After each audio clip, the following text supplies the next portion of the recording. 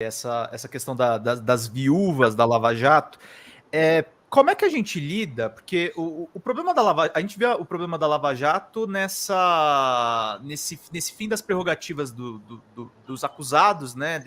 Dessa justiça, por exemplo, condenação em segunda instância, essas prisões cautelares. Mas teve esse revés do Moro, teve esses diálogos dos procuradores que foram divulgados. Você acha que isso tem chance de voltar, Cacai? Olha, eu digo que a Lava Jato não acabou, mas por um outro motivo. Eu não acho que tenha chance de voltar. Tá. Eu acho que foi tudo muito grave. Eu, como advoguei desde o primeiro dia, fui advogado Alberto Seff, quando houve a busca e apreensão no posto que tinha no Lava Jato, por isso o nome Lava Jato, né? Uhum. Eu advoguei desde posto da Torre. Exatamente. Eu advoguei desde o primeiro dia. Naquele momento, Pedro, ninguém tinha dimensão do que ia acontecer com essa operação. Mas eu já conhecia Moro e os seus procuradores adestrados. Eu tinha advogado numa operação chamada Sandal e nós tínhamos anulado toda a operação, que à época era a maior operação que o Moro atuava. Uhum. Nós conseguimos tecnicamente anular essa operação. Foi maior que o Banestado?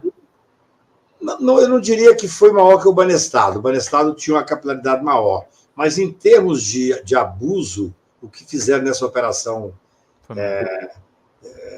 Sandal era algo inacreditável. No Banestado eu tive alguns clientes também. Uhum. Então, quando eu fui advogar para o Alberto Seff, lá para setembro, a operação começou dia 17 de março.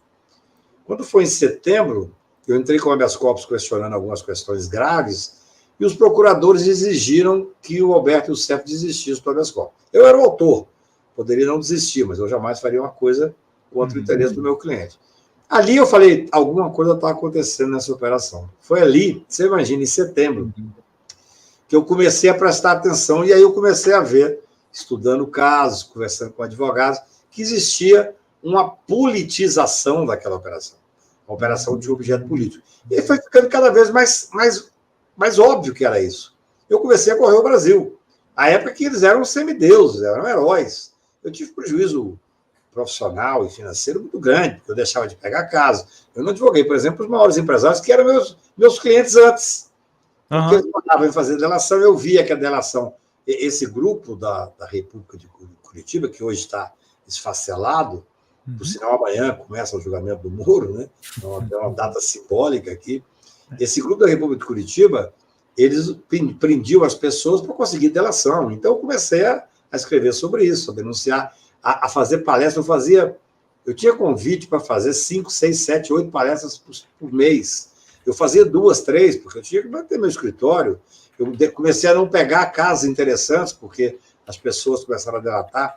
Eu comecei a denunciar que advogados estavam servindo de linha auxiliar, que eles tinham que ser investigados também do Ministério Público, porque era uma coisa incrível. Uma vez eu estava num domingo à noite e recebi o telefonema do senador. Cacai, você, para mim, é um advogado da minha confiança, eu já paguei o seu serviço, mas eu recebi uma orientação da Procuradoria que eu devo trocar de advogado por um advogado deles. É uma coisa inacreditável isso, criminosa. O advogado deles, né? Eles, o advogado deles. Eles tinham os advogados de estimação que se viam como linha auxiliar. Falei isso várias vezes, escrevi, mandei ofício para a ordem dos advogados, entendeu?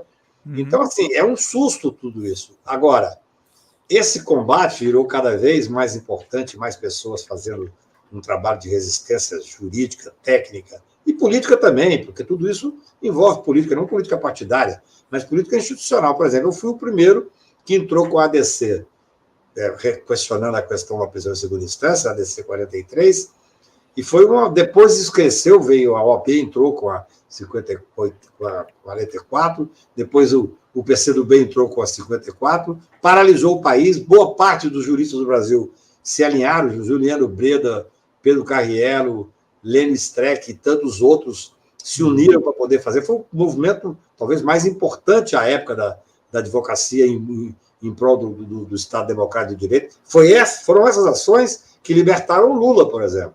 Lula foi libertado não pelo julgamento posterior, que foi anulado isso, aquilo, então foram essas ações. Mas essas ações, a gente sofria, Pedro. A gente sofria. Assim, é incrível, eu não sei, eu até gosto de brincar. Vocês eram tratados como bandidos, vamos ser sinceros. A mídia, até respeitavam razoavelmente. Eu nunca fui admoestado. Naquela época eu fazia 5 palestras pelo Brasil.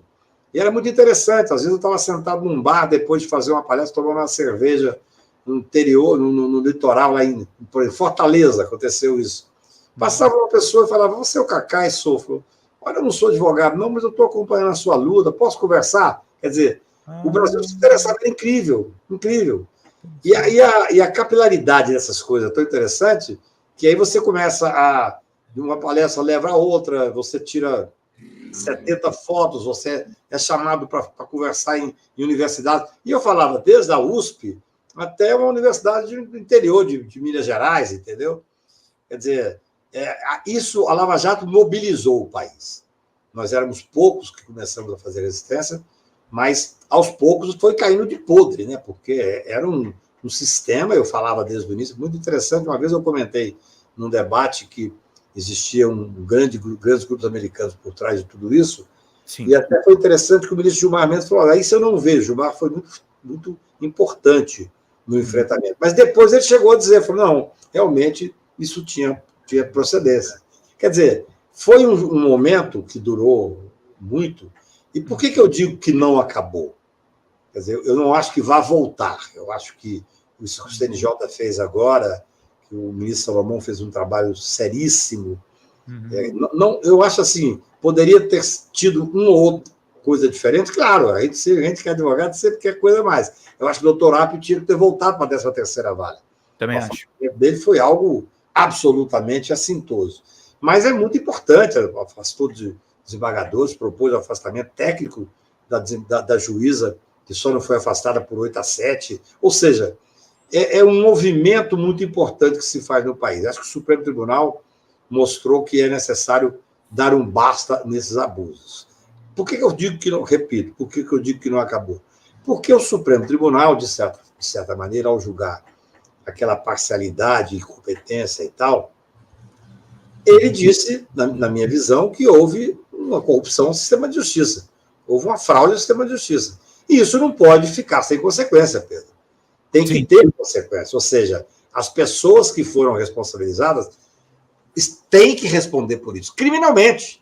Eu tenho aqui na parede do meu escritório em casa uma matéria que saiu na primeira página do jornal, a página inteira do jornal, de 3 anos atrás, onde eu digo, o Moro tem que ser responsabilizado criminalmente. Foi a chamada do jornal inteiro. Mas por que eu digo isso? Porque o Supremo Tribunal não pode tomar uma decisão dessa gravidade e não ter as consequências. É claro que algumas consequências, as pessoas falam, mas não teve consequência nenhuma. Como não teve consequência nenhuma? Ele foi desmoralizado, né? Desmoralizado, assim, até agora, quando ia ser julgado há um tempo atrás, quando estava discutindo o julgamento do Moro no Tribunal Regional, o Lula, que é uma águia política, um animal político... O Lula está certo nisso, nessa avaliação? Eu não acho que... Eu entendo ele, mas eu discordo dele. Eu que enfrentei a Lava Jato de frente, eu quero que o Moro seja julgado. Ele tem que ser responsabilizado, na minha visão. O Lula enfrentou de uma forma muito pior do que a minha, ficou 580 dias preso. Mas ele é um animal político, ele está pensando politicamente. Vamos pegar um pato manco e vamos tirá-lo para depois fazer outra eleição e vir uma Michelle da vida e tal, ou vamos deixá-lo andando como um fantasma pelo Congresso sem força e tal e tal.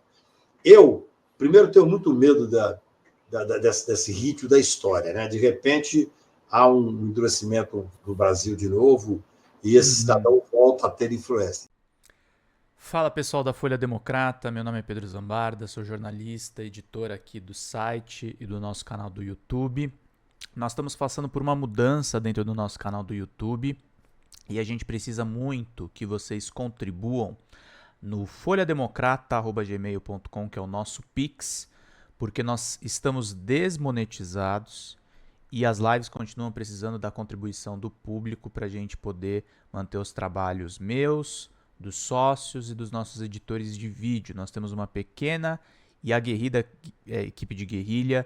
Qualquer contribuição, em qualquer horário vocês podem contribuir. Nas lives a gente vai continuar pedindo a contribuição de todos vocês, mas a gente faz um apelo especial em vídeo para que vocês se sensibilizem com o nosso trabalho, com as reportagens e com as lives que a gente grava tudo em nome de vocês terem uma boa informação, gente. Até mais. Tchau, tchau.